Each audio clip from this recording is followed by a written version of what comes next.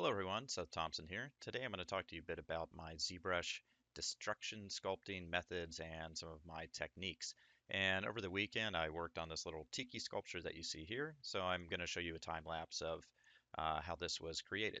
Other thing too is in the next week or so, probably another 2 weeks, I'm going to do a quick tutorial that's more of a step-by-step process that's going to show you guys how I did the map extraction to get nice like edge highlights and dirt passes on that same Tiki sculpture like you see on this one that I've done here, and that's going to be a ZBrush and 3ds Max thing. So stay tuned, and that'll be something cool that's coming up in the future. So anyways, in ZBrush, before I show the time lapse of what I'm doing, here's the completed model of my sculpt. A couple things I want to show you guys is here on the side, you can see these pyramid, not pyramid, but these Celtic design type pieces that have the stretched UVs on the side or details on the side. That's because in the end, this is going to be in a personal image that I see it kind of like this, so I'm not going to see it on the side. And these are actually from some different components that I created previously that you may have seen if you followed my Instagram or Facebook. So eventually those, I'm just going to recycle the shaders you see here and put it on to the Tiki model you see here. But anyways, I don't see the side, so I don't worry about the details. The other thing, just showing you really quickly, is the back of this. I don't have any space in here. That's because, again, we don't see it, so I'm making sure that I'm not sculpting something that's not going to be seen. But anyways, taking a closer look at the little sculpt before I go into the time lapse of how this was done, you can see I go through here and I do lots of little nicks, things like that. Um, on this one, usually I wouldn't like this type of fidelity on something. I'd go a lot higher, but again, my camera is not going to see this. And also, if I was seeing it like this, it wouldn't matter. So, always keep that in mind. Just sculpt what you see. The other thing I want to show you really quick is I believe I have a low poly version of this as well. This is what it looked like before I started the actual sculpting. So you can see I've actually done some legwork up front in 3ds Max. That's where I did a lot of this base modeling. And mostly what I do in here is I just go through and I start chipping away at everything. So let's go ahead and jump into that time lapse. The first part of the process that I normally do is I'll use a trim dynamic brush and I come through and I start smoothing out some of the hard edges that I have in my models. And the reason I do this is, you just don't want it to feel like it's too CG. So this is just a really good way to quickly go through, break up the edges, and make this start to feel like it's kind of a hand sculpted type model.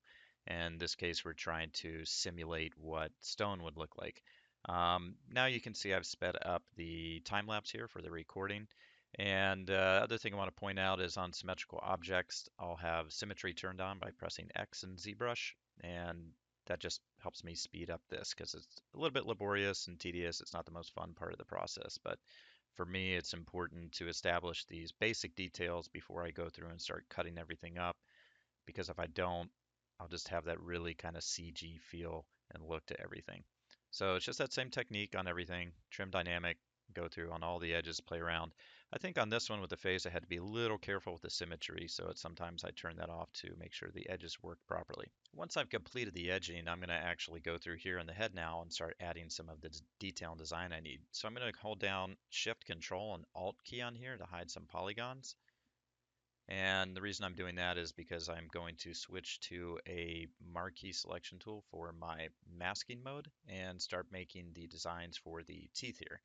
So up there in the top left corner, you can see now my mask selection is actually this marquee selection. And this allows me to go through and then decide how big the teeth should be or the space in between the teeth. And what I forgot to mention is when I was using that marquee tool to select and hide polys is the area behind the teeth. If I'd be using this masking selection right now to do this, I'd be selecting polys that were in the back of the mouth as well. That's why I hid those polygons.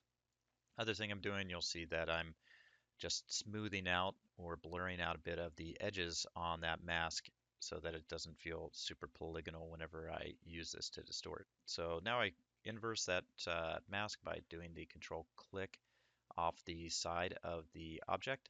And I'm just doing a little bit more finessing on the mask. And in a second here, I'm going to go to my deformation tools, which I love using in ZBrush. Anyone that's seen my tutorials before, they're probably very familiar with this. And the inflate tool is one of my favorite tools to use.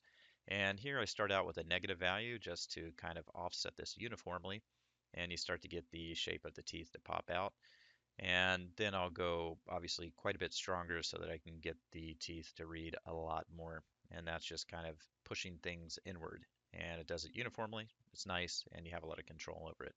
So I'm going to speed up the time lapse again here, get a nice kind of inset that you see, and then with the mask still selected here, I'm using the transpose tool to move the teeth in a little bit more, just to make sure that depth is going to read once I put some lights on this.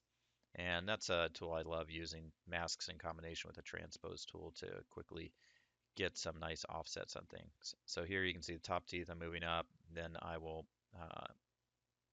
deselect the mask for the top teeth, and I'm going to pull the other ones down a bit. After that, it's just going back to that trim dynamic brush again, breaking up the edges on the teeth so we get that more actual sculpted look again. You'll see me doing this repeatedly throughout this process. Next thing I'm going to do is work on the design for the eyes. Now, a lot of people, they just go in with a brush like clay brush or something and sculpt it right away. Whenever I'm messing with designs, things like that, I love using the masking tools because it allows me to just draw on top of something and see if I even like how it looks first. And after that, I'll again use that transpose tool technique to move things back. And then using the clay brush to kind of dig in some of the shapes a bit more. And once again, that trim dynamic to break up the edges. So I'm just going to continue working on the design here for the Tiki. And the top, it's the same thing. I'm using, in this case, just the standard masking tool and just painting on the design that I want for this top area. And then I'm going to invert that mask, use the transpose tool, move things back, and then using my trim dynamic brush again to break up the edges. And then I'm also using a combination of the smooth brush by holding down the shift key to smooth out some of those areas. Next thing I'm doing is I'm actually using the clay buildup brush and I'm cutting into these spots to make these circles. I could have done that with a mask, but the clay buildup brush worked out pretty well for that. After this, I'll do a render from far away, see how this is looking. I like it. You can see the details, the teeth are showing up, and all those little designs I've done. And in the end, my final image, honestly, I'm going to probably render it even a little smaller than this. So I think the next thing to do now is to come through and actually do some basic stippling information and designs all over this piece.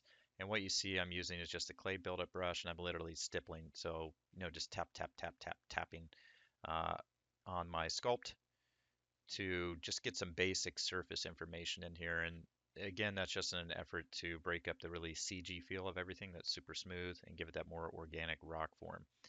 And a minute here, you're going to see the screen fade to black, and that's because I just stepping forward so you don't have to see me do this to every single piece, but it's a method that I use across everything.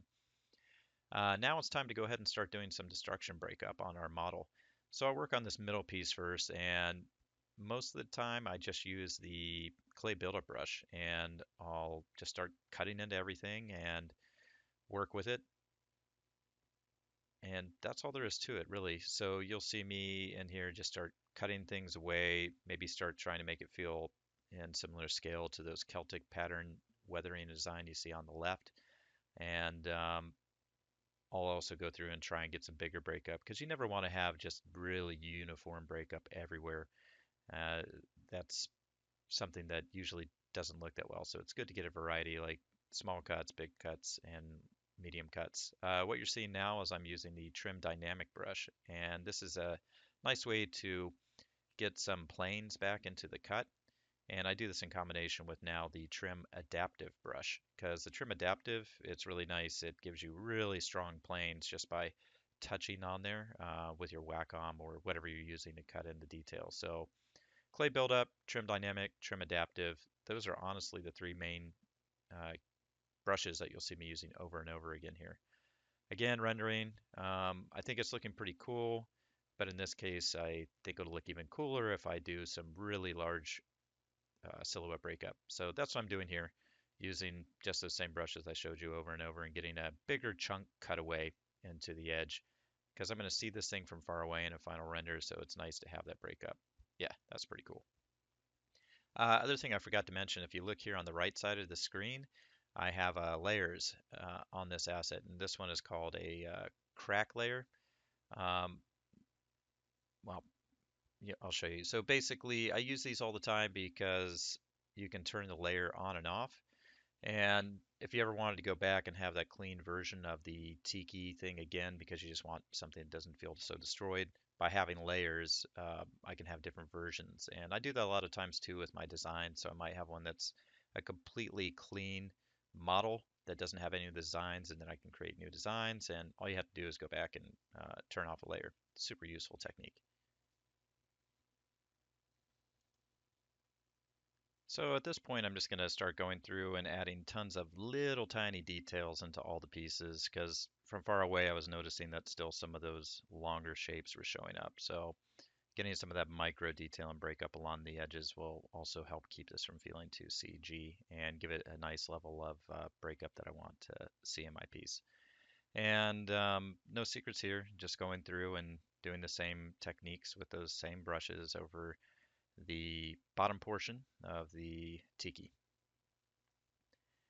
And every now and then, I like to have a little fun and give something like a cracked look to it. So in this case, I'm just creating something that feels more like a cracked pattern and not really looking at any reference here, just making some basic straight lines that splinter off almost like a bolt of lightning and cutting in some of the troughs a little deeper. So I get the basic outline first with the clay buildup brush, and then I can go through, add more detail, break it up more. And from a distance, I mean, this is going to hold it pretty well. You don't have to have a ton of super fidelity. So, I can never stress the importance enough of think about how your guys are going to see your model in final production. No reason to put a ton of detail that's not going to be seen into it.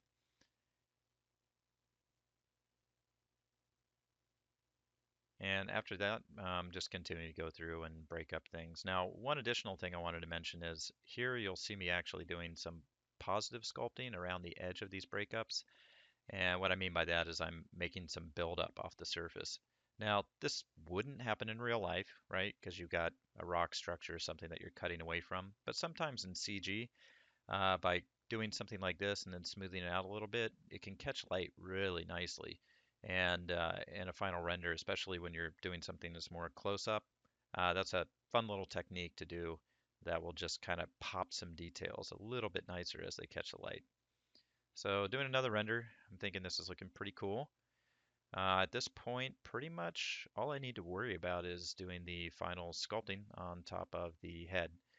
Of course, minus a few more details here on the base piece. And here we're going to kind of wrap things up. So as I'm doing the final sculpting on the headpiece here,